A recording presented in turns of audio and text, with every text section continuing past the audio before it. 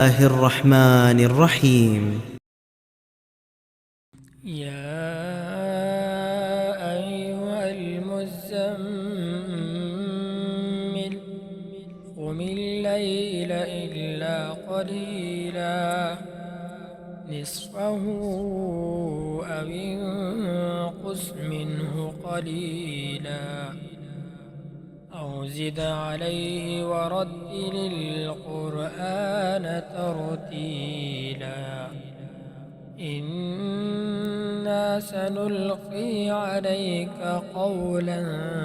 ثقيلا إن ناشئة الليل هي أشد وطئا وأقوم قيلا إن لك في النهار سبحا طويلا واذكر اسم ربك وتبتل إليه تبتيلا رب المشرق والمغرب لا إله إلا هو فاتخذه وكيلا واصبر على ما يقولون واهجرهم هجرا جميلا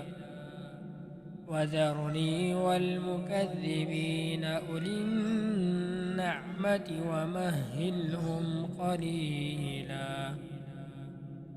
إن لدينا أنكالا وجحيما وطعاما ذا غصة وعذابا أليما يوم ترجف الأرض والجبال وكانت الجبال كثيبا مهيلا إنا أرسلنا إليكم رسولا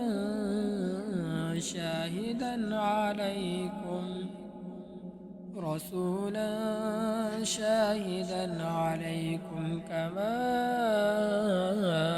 أرسلنا إلى فرعون رسولا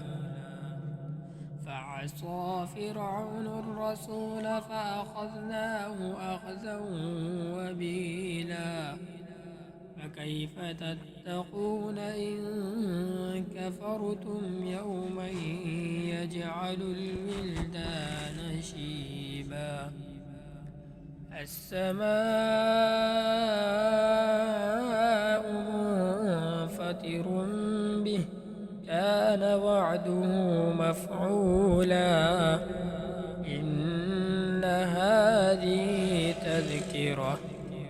فمن شاء اتخذ إلى ربه سبيلا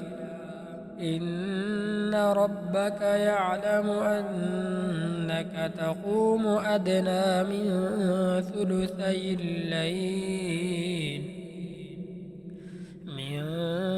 ثلثي الليل ونصفه وثلثه وطائفة من الذين معك والله يقدر الليل والنهار علم أن لن تحصوه فتاب عليكم فاقرؤوا ما تيسر من القرآن علم أن سيكون منكم مرضى وآخرون يضربون في الأرض يبتغون من فضل الله وآخرون يقاتلون في سبيل الله فاقرؤوا